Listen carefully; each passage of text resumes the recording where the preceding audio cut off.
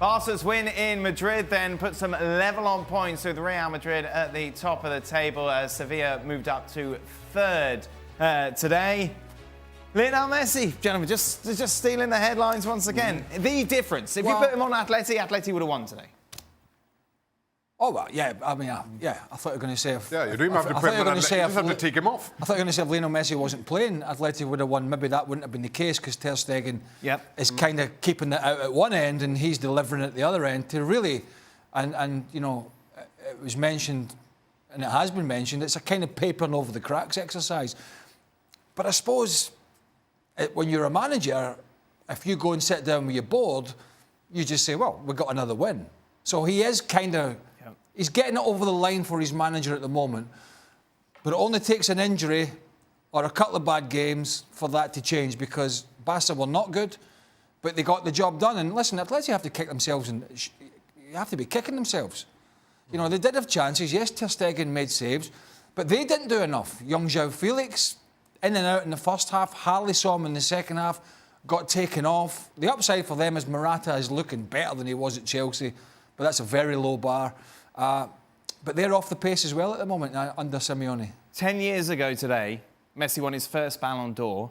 During that time, is it right to say that Barca are more reliant on him now than they've ever been? Absolutely. Absolutely. And you just have to look at particularly players coming from midfield, who, in my opinion, I don't think Barcelona get anything out of midfield. So as a result, too often, and which is when you see Messi drift out of games, he's dropping back and trying to get on the ball and doesn't have any kind of the kind of impact you'd expect, especially against a team like Atletico Madrid, who drop so many numbers behind the ball. Nobody else really has the guile. De Jong, who I like a lot, but frustrated because he doesn't have any kind of support either. So you understand the frustrations and why Barcelona continues to stutter. And then you see Lionel Messi do as he did towards the end of this game. At the moment, you know, come at the hour, come at the man kind of thing. And as we keep seeing, unless we're talking about Lionel Messi, we are talking about Barcelona disappointing yet again.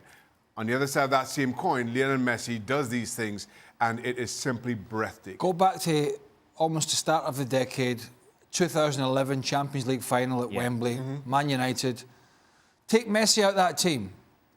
That was still a great team. Yes. That would do Iniesta. was doing marvellous things with another great player in there.